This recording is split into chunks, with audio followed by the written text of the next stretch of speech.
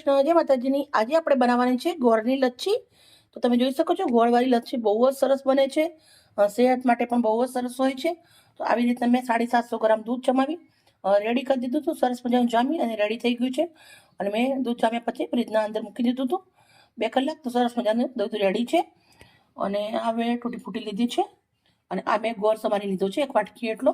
આ બરફ છે, કેવી રીતે બનાવું એ હું તમને બતાવું છું। ગરમીની મોસમ છે, પેટને ઠંડક આપશે, આંતરડાને ઠંડક આપશે। અને ઘરમાં નાના બાળકો હોય, મોટી ઉંમરના માણસો હોય તો આપણે ખાંડવાળું એમને પીવડાવીએ તો અમને થોડું તકલીફ થાય, એટલે આપણે ગોળની લચ્છી બનાવવાની છે બહુ જ સરસ। મેં મિક્સરનો જાર લીધો છે, એના અંદર આપણે મસ્ત મજાનું આપણે દહીં જામેલું છે એ નાખી દઈશું।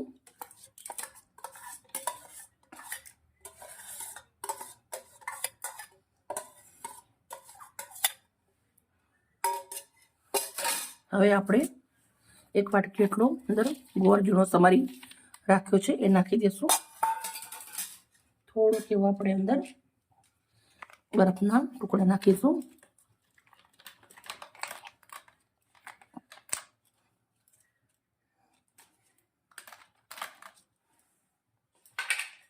હવે આપણે સરસ મજાનું ક્રશ કરી લેશું મિક્સરના અંદર।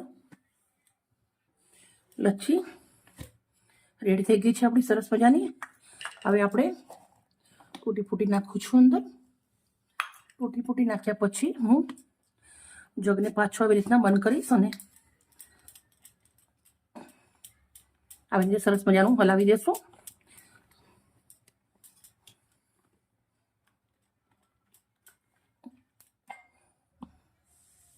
હવે આપણે લચ્છી ગ્લાસના અંદર લઈ લેશું।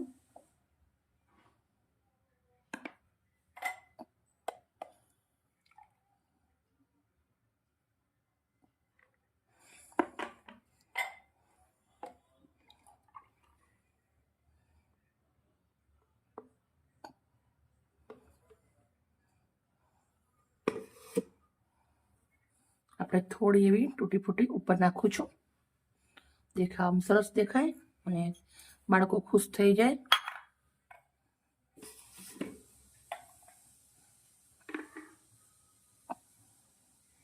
ટ્રે લીધી છે, ટ્રેના અંદર આપણે પાલા મૂકી દઈશું।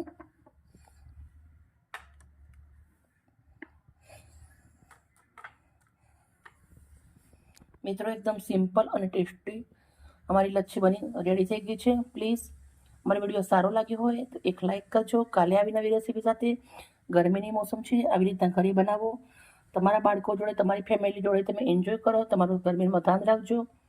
બાય મિત્રો।